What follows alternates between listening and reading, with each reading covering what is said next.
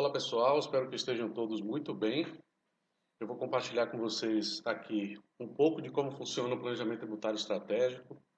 Aproveito aqui para referenciar o professor Felipe Dutra, coordenador e professor da PUC-Rio e FGV-Rio, com quem eu aprendi, tive o privilégio e a oportunidade de aprender a metodologia e hoje sigo compartilhando dessa metodologia, trazendo benefícios para alguns clientes. Bom, o que seria o planejamento tributário estratégico? Conjunto de ações legais que visam diminuir o pagamento de tributos de forma legal e ética. É bem verdade que existe um mito de que as pessoas, por exemplo, quando no meio do processo do planejamento tributário, existe o processo de revisão fiscal, onde você revisa lá a entrega das obrigações acessórias e vê se elas foram entregues de forma correta.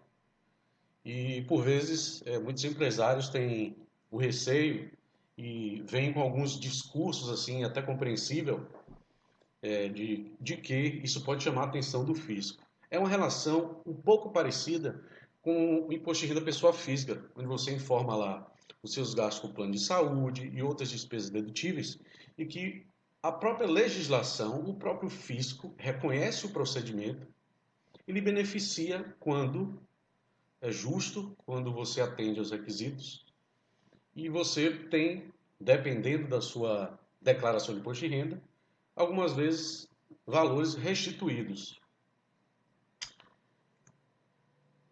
Quais seriam os benefícios do planejamento tributário? Diminuição de gastos tributários, conformidade com o fisco, evitando autuações, análise de melhor regime tributário, planejamento orçamentário eficaz, ou seja, você pode, por vezes, alguns eventos são gargalos para os empresários para que eles criem a cultura de fazer o planejamento orçamentário anual. Por quê? A gente está sempre com o olhar para os custos das empresas, para os gastos. E esse movimento que a gente faz de estar sempre nos atentando para os gastos gera um padrão mental de olhar sempre para trás, para o passado. E o ideal, e todo empresário deve de fato se atentar a olhar para o futuro, porque o que já passou, passou, não se planeja mais nada que passou. Lógico que é uma referência, mas não dá direção. Então, aí você perpassa por algumas metodologias de planejamento orçamentário, o OBZ, o orçamento matricial, mas vamos seguir. E também, um dos benefícios é a projeção de cenários e ações preventivas. Por que fazer o planejamento tributário? Pela complexidade que é o sistema tributário brasileiro, são muitas formas de tributação, muitas obrigações acessórias. Um outro ponto, impostos representam cerca de até 30% das receitas. Mais um ponto a ser observado, um pouco ligado com a complexidade, por vezes 80, 90 publicações diárias, alterando a forma de tributar. Por onde começar o planejamento tributário estratégico? A primeira coisa é definir quais são os objetivos com o planejamento tributário. Mais à frente vocês vão saber por que é planejamento tributário estratégico. Alguns objetivos precisam ser definidos. O que o empresário ou o que o cliente busca com a otimização tributária, ou seja, vivenciar um cenário de mais eficiência tributária, otimização financeira, fluxo de caixa, otimização de riscos, proteção patrimonial, otimização operacional, que é um dos pilares que você se utiliza para construir o planejamento tributário. Às vezes você está numa posição na cadeia que lhe traz uma ineficiência tributária. E isso pode ser ajustado, trazendo benefício no ponto de vista tributário. Quais seriam as principais ações do planejamento tributário? Aqui algumas: revisão da legislação fiscal aplicada na empresa, segregação de processos produtivos, tem a ver aí com a otimização operacional, Classificação fiscal de produtos, às vezes tem um NCM que possa estar prejudicando assim a forma de tributar de um produto. Revisão das rotinas contábeis, busca de benefícios fiscais, revisão da apuração de tributos e análise das declarações fiscais. Esses seriam assim as principais ações do planejamento tributário. Agora vou compartilhar com você uma timeline com as fases do planejamento tributário estratégico. A primeira fase é de diagnóstico. A gente costuma partir de algumas premissas. Quais seriam elas? Um diagnóstico estratégico, onde a gente utiliza lá a matriz SWOT para analisar as forças e fraquezas da organização, oportunidades e ameaças que a companhia pode vir a ter. Utiliza também as 5 forças de Michael Porter. Segundo Michael Porter, existem algumas forças atuantes e que determinam o grau de competitividade do mercado. A gente utiliza também a análise PEST. Ela, na verdade, estuda muito mais o ambiente externo e contribui e muito para a estruturação da matriz SWOT. Na matriz SWOT, retomando, a gente faz também uma SWOT cruzada, onde a gente busca anular ou potencializar alguma relação entre forças e fraquezas, oportunidades e ameaças. A gente faz também ainda nessa parte estratégica, utiliza a matriz GUT, que é uma matriz, depois que você faz uma matriz de mapa de risco, você pode utilizar a matriz GUT para estabelecer, através de métricas, qual é a sua prioridade em relação à estratégia para mitigar os efeitos desse risco. A gente usa também a matriz básico, que é dentre os projetos de estruturação para o planejamento tributário estratégico. A matriz básico, ela é uma matriz de priorização de projetos, então a gente estrutura algumas ideias de modelo de planejamento e responde a um checklist que tem na própria matriz para ver o que seria prioridade em termos de projeto de planejamento tributário estratégico. Toda essa parte estratégica é que diz por que não é apenas um planejamento tributário, que é muitas vezes reduzido aí ou feito muito mais em torno de simulação fiscal, de regime tributário, que a gente também faz. A gente também faz auditoria das obrigações acessórias dos últimos 5 anos. Por quê? Eu vou estar no processo do planejamento tributário, vou chegar no momento que eu vou fazer a revisão fiscal e checar se porventura tem algum crédito a ser recuperado.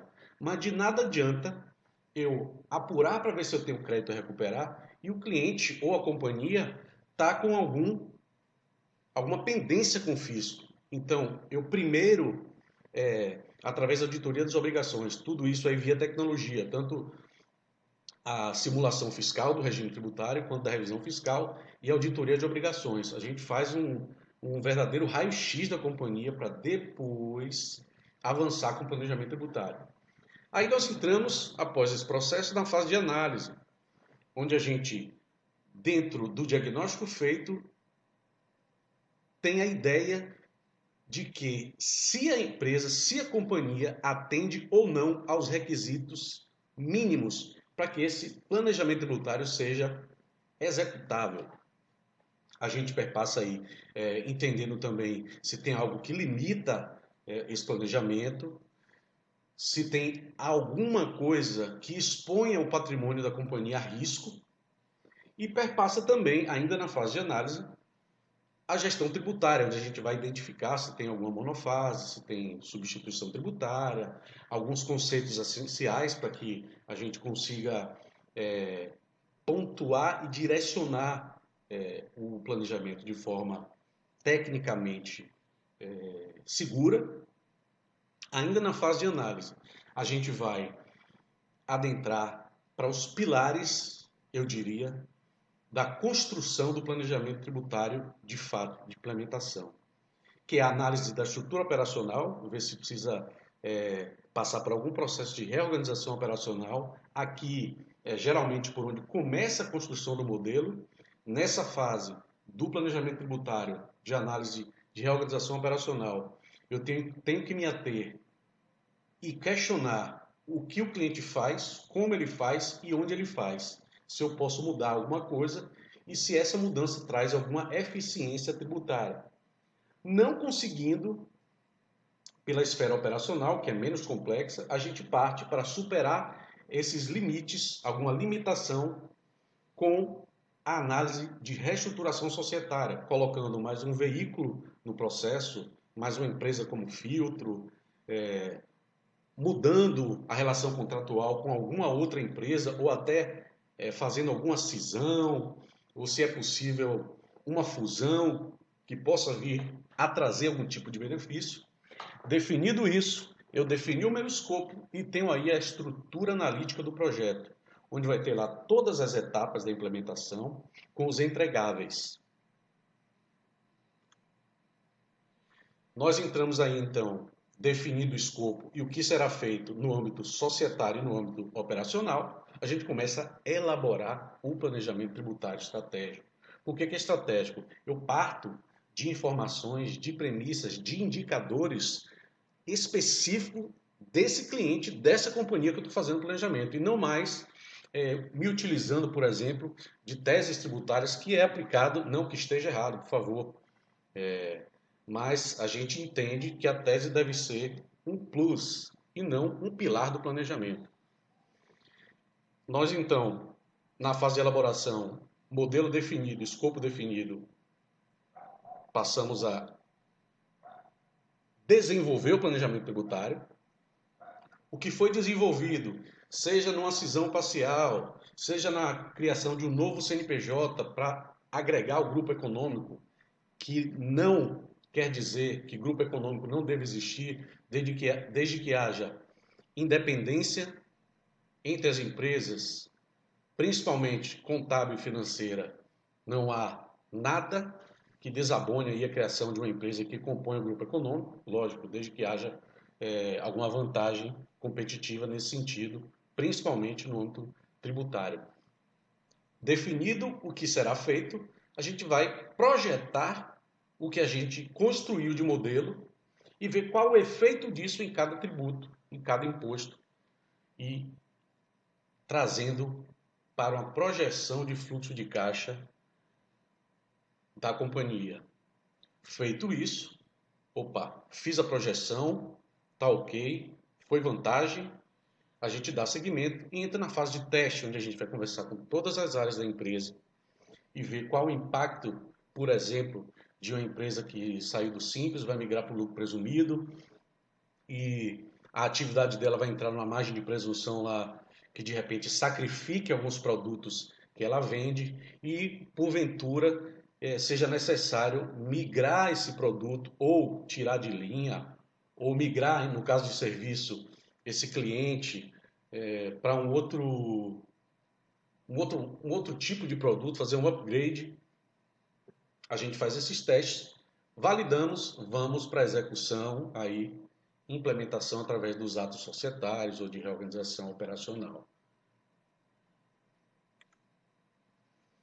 Aqui eu falo um pouco da metodologia.